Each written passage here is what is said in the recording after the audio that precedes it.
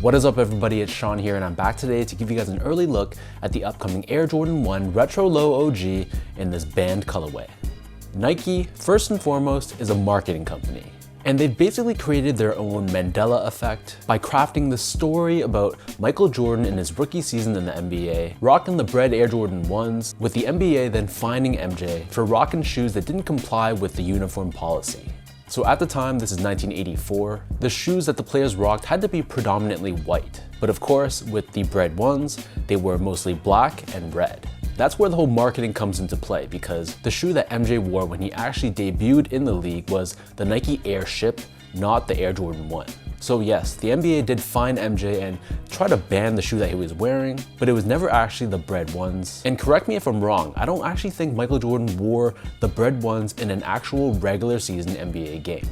But long story short, back in 2011, Jordan Brand released the banned 1s, which famously ended up in Nike outlets. Whether that was intentional due to marketing, or more realistically because they actually messed up the date inside the inner collar of the shoe. Either way, that shoe has always kind of been the standard for quality of leather when it comes to Jordan 1s. And fast forward 15 years later, they're releasing the banned 1s as a low top. So these are set to drop on May 2nd for a price of $145 US or $180 here in Canada. These should be available in full family sizing, and they'll be available at most Air Jordan retailers, including the Closet Inc. right here in Canada. The Closet Inc. is independently owned and operated, and they're based right here in Southern Ontario in Canada. And honestly, they're my go-to shop when it comes to Nikes and Jordan retros. If you check out their TCI Advantage page on their website, that's where you'll find the best prices. You just add the item to cart, hit checkout, and then the discount will be automatically reflected, and you'll see a ton of amazing savings. So again, check out the Closet Inc., especially if you're watching from Canada, support the independent shops, and tell them that you heard about them through my channel. So back to the shoes, the official colorway for these Band 1 lows is black, varsity red, and white. And I know Jordan 1s are kind of in a bit of a lull right now, and most colorways usually just sit on the shelves, but I'm curious to see how these will do in the market. First things first though, here's a quick look at the packaging. So this is a special box just for this release. On the top of the lid, I don't know if you can tell, but there's a shiny X on the top, which is a nod to the whole band concept of the shoe. On the sides, there's another X here, I don't know if you guys can see, along with the words "Imagine If." And then on this back side, there's a red X. And then on the other side, the words "Imagine If."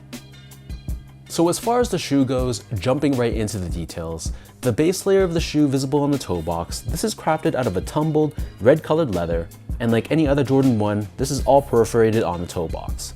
One thing to note about genuine leathers is that the texture can be a little bit different even when it comes to one foot versus the other. So it might be a little bit hard to see in the video here, but the leather used on my left foot is extremely tumbled, whereas on my right foot, it looks a lot smoother, a lot flatter. I know some people really don't like that inconsistency, but that's kind of the nature of genuine leather. Surrounding the front toe cap, we have a very soft tumbled black leather, and this covers the eyelets of the shoe as well. And as you can see, this being a Jordan 1 Low OG, it has 8 eyelets, unlike Jordan 1 Lows in the past, which oftentimes only had 7. Underneath this, we have more of that tumbled black leather. And again, on my left foot, it's extremely tumbled. It's very, very textured, whereas on my right foot, it looks a lot smoother. Stitched on top of this on both sides of the shoe, we have this large red colored swoosh, which is also crafted out of that same red leather. This leather also covers the bottom of the heel, and then on the very top of the heel, we have that shiny red colored X. For the laces, this pair comes with 3 different lace options. The standard lace that they come with, and my personal favorite, are just your normal flat black laces. And as you can see on the lace tips, it reads here, "Imagine If." If you're not feeling the black laces, they also come with a white colored lace along with a red colored lace, which they look okay, but for me, the black is the clear winner. Underneath this, as usual, we have a thin nylon tongue. This is blacked out, and we have this Nike Air tag on the very top of the tongue. On the back side of the tongue, again, we have that phrase, "Imagine If," and then the ankle collar area is covered in a smooth and silky black colored liner. You can see here stamped on we have the date, October 18th, 1984, which is the date that Michael Jordan first wore the Bred colored or black and red Nike Air ships. And this is the date that they messed up on the 2011 release. They put October 18th, 1985, which is a full year later than the actual supposed date. In addition to the date, they also incorporate these little X's as well. But one thing I wasn't crazy about is that on my left foot, one of the X's is visible on the outside of the shoe, where this textile wraps up and onto the outside. It's a very small thing to nitpick, but it's just the nature of the textile. It's just printed with these X's, so I just got unlucky in that sense. For the insoles, these come with a polyurethane lined foam insole, and we have custom branding on the heels, and it reads here, on September 15th, 1984, Nike created a revolutionary new basketball shoe. And then on the right foot, on October 18th, 1984, they were thrown out of the game. So the upper of the shoe sits atop this white colored solid rubber cupsole, and encased within this cupsole we have Nike Air technology, which is obviously not visible to the eye. And then the outsole here is your traditional Jordan 1 outsole. This is all done in this varsity red color. We have a circular pivot point on the forefoot, along with Nike branding visible right in the center. So that breaks down the look and the construction of these Band 1s. And for those wondering about how these fit, generally speaking, these do fit like any other Jordan 1 Low OG. So I feel like if you have a narrow or normal width foot and you'd like more of a snug one-to-one fit, you can go a half size down. If you have a wider foot though, I'd recommend sticking true to size.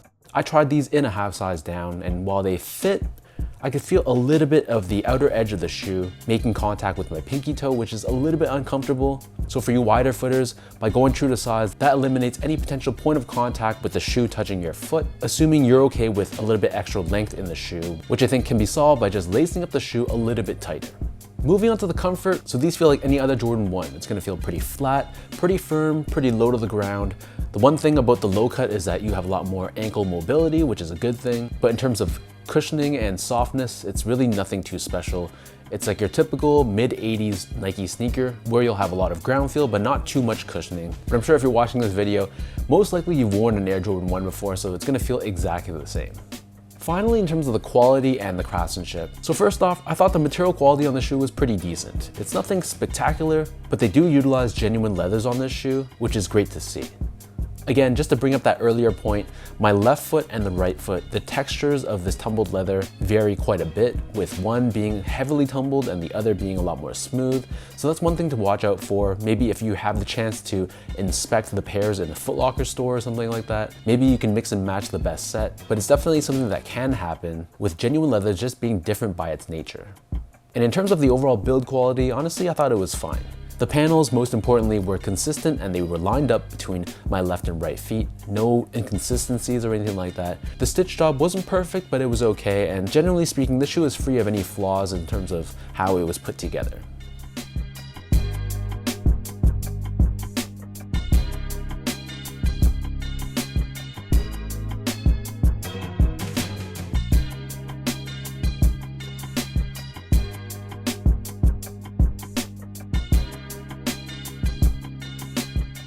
So with all of that out of the way now, let me toss these on feet, I'll lace them up, and I'll show you guys how these look.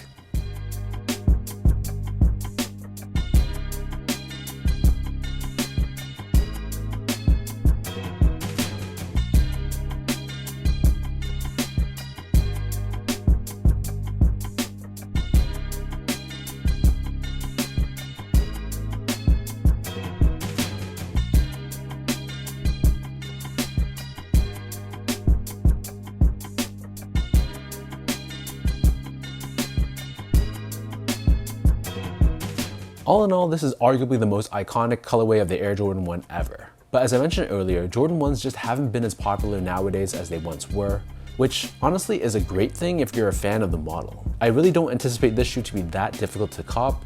The fact that they're releasing in full family sizing, I believe, that's probably a good indication that they're making a lot of pairs of these. So whether these will be sitting on shelves and they'll be available for a discount later on, that remains to be seen. But I think there's no going wrong with picking up a shoe like this. So let me know in the comment section down below, what do you guys think about this Band Air Jordan 1 Low? What are your overall thoughts on this? Are you kind of over Air Jordan 1s? Is this a non-negotiable and you have to pick these up? Or are you somewhere in the middle? Leave your thoughts down below and let's talk about it. As usual, if you guys enjoyed this review, be sure to like, comment, and subscribe to my channel if you haven't yet. I'll link my socials down below for you guys to check out and follow me there too. And again, a shout out goes out to The Closet Inc. So for anyone watching from Canada, check them out. Their links are down below. So thanks everyone for tuning in. Hopefully you guys enjoyed this review and I'll catch you all in my next video.